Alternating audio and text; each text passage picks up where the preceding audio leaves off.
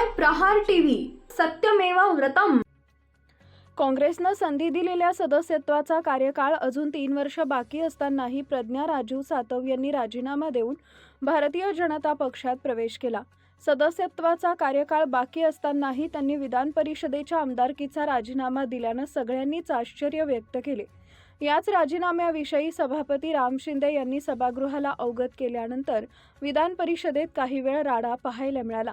काँग्रेस नेते आमदार सतेज पाटील, राष्ट्रवादीचे नेते शशिकांत शिंदे यांनी सभापती राम शिंदे यांना प्रज्ञा सातव यांच्या राजीनाम्यावरून प्रश्न विचारले।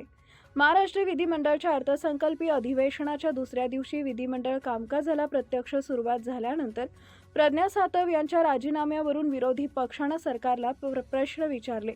त्यावर वैयक्तिक कारणासाठी राजीनामा दिल्याचं सांगत अधिक माहितीसाठी आपण मला खासगीत भेटू शकता असं हसत सभापती राम शिंदे सतेज पाटील यांना उद्देशून म्हणाले।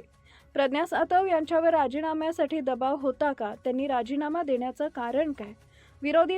विधान परिषदेत विरोधी पक्षनेता पद कुणाला मिळू नये म्हणून त्यांना राजीनामा देण्यासाठी भाग पाडलं का, असा प्रश्न सतेज पाटील यांनी विचारला। सतेज पाटील यांच्या सुरात शशिकांत शिंदे यांनीही सूर मिसळले। विरोधी पक्षानं घेतलेल्या हरकतीवर राम शिंदे यांनी आक्षेप घेतला।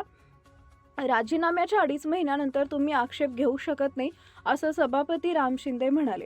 महाराष्ट्र विधानसभा सदस्यांद्वारे विधान परिषदेवर निवडून आलेल्या सदस्य डॉक्टर प्रज्ञा राजू सातव यांनी महाराष्ट्र विधान परिषदेच्या जागेचा माझ्याकडे राजीनामा सुपूर्द केला आहे।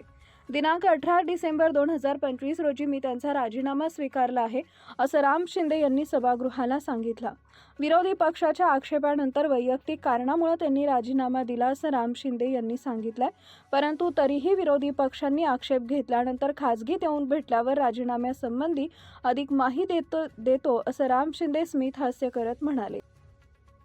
महाराष्ट्र विधान परिषद नियम 266(5) तरतुदींना अनुसरून मी सभागृहास कळवितो की महाराष्ट्र विधानसभा सदस्याद्वारा विधान परिषदेवर निवडून आलेल्या सदस्य डॉक्टर प्रज्ञा राजू सातव यांनी महाराष्ट्र विधान परिषदेतील त्यांच्या जागेचा माझ्याकडे दिलेला राजीनामा मी गुरुवार दिनांक 18 डिसेंबर 2025 रोजी मध्यान्हपूर्व स्वीकारला आहे।